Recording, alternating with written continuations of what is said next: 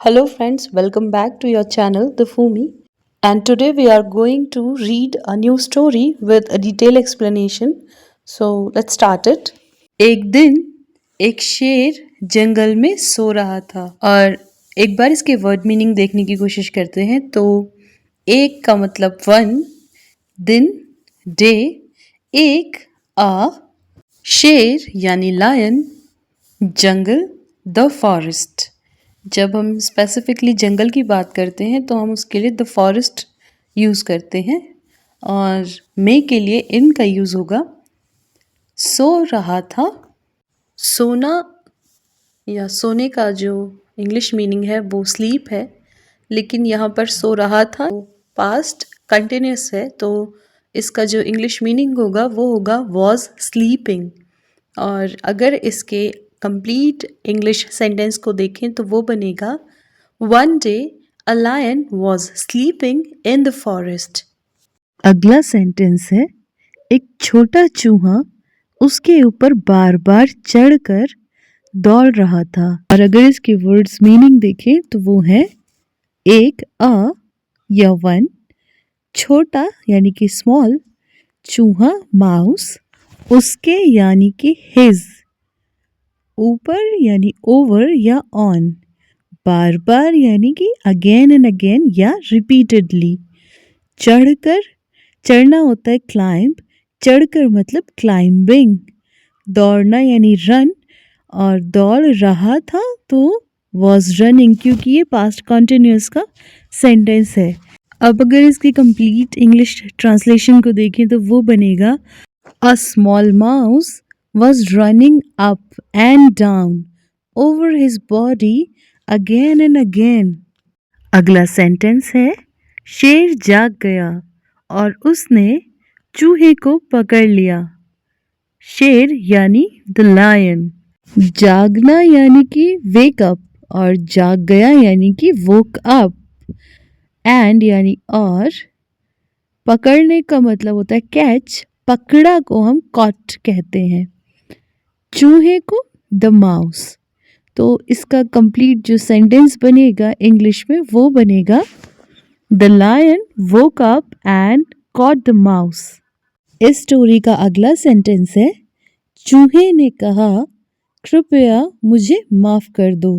और अगर इसके वर्ड मीनिंग देखें तो वो रहेंगे चूहा यानी कि द माउस, कहना को से कहते हैं, कहा यानी कि बात हो चुकी है तो सेड, कृपया यानी प्लीज, मुझे मी, माफ करना की अंग्रेजी होती है फॉरगिव।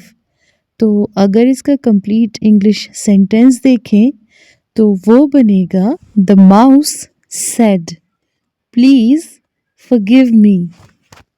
हमारी स्टोरी का अगला सेंटेंस है मैं एक दिन आपकी मदद करूंगा।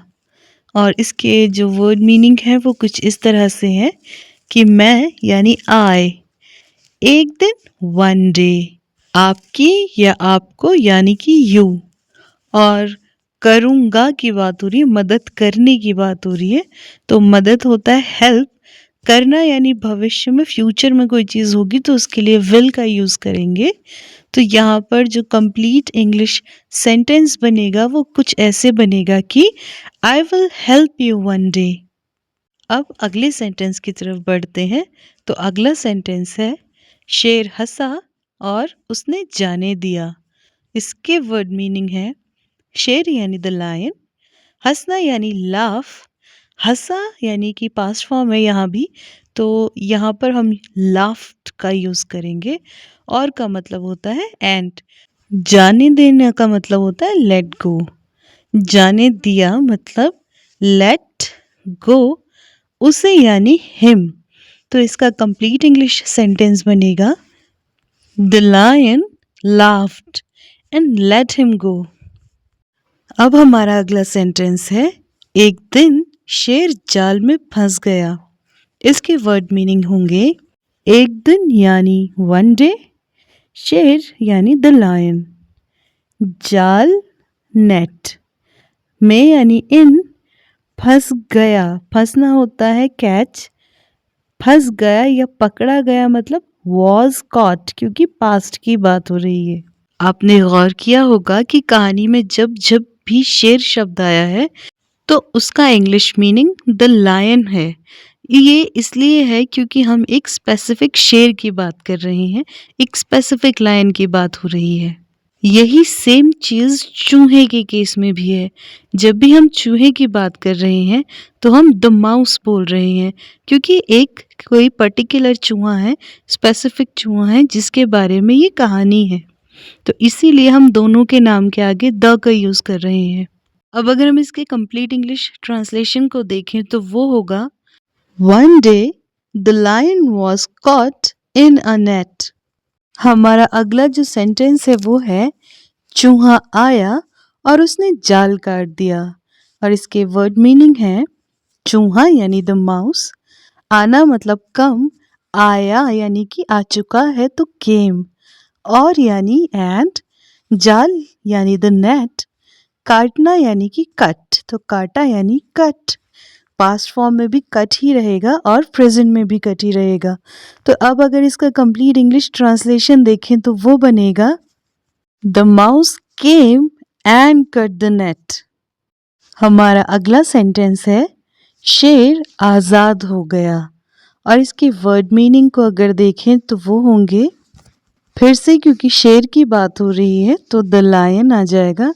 आज़ाद यानी फ्री, हो गया यानी कि पास्ट की ही बात है यहाँ भी, तो है मतलब इज, और हो गया यानी कि वॉज। तो अगर इसका कंप्लीट इंग्लिश ट्रांसलेशन देखें जो कि आप खुद भी अब बना सकते हैं तो वो होगा द लायन वॉज फ्री। हमारा अगला सेंटेंस है शेर ने चूहे का धन्यवाद किया। और इसके वर्ड मीनिंग है, फिर से शेर की बात हो रही है तो द लायन, ने के लिए सब्जेक्ट मार्कर के रूप में हम उसको देख रहे हैं। तो हिंदी में अगर ने है तो इंग्लिश में इसके लिए कोई भी डायरेक्ट इंग्लिश वर्ड नहीं होगा। चूहे का यानी कि द माउसेस या फिर ऑफ द माउस, वो डिपेंड करेगा कि हम जो सेंटेंस बना रहे हैं उसकी कंडीशन क्या है। तो या तो द माउसेस यूज होगा या फिर ऑफ द माउस यूज होगा। धन्यवाद यानी थैंक्स, और किया यानी कि पास्ट फॉर्म की बात है, करना यानी डू, और किया तो डिड। तो अगर हम इसका कंप्लीट इंग्लिश ट्रांसलेशन देखें तो वो सेंटेंस बनेगा the lion thanked the mouse. तो थैंक्स यानी धन्यवाद करना और थैंक्ड यानी धन्यवाद किया। आज की स्टोरी का हमारा आखिरी जो सेंटेंस है उसकी तरफ बढ़ते हैं और वो है और वो दोनों हमेशा के लिए एक दूसरे के सबसे अच्छे दोस्त बन गए।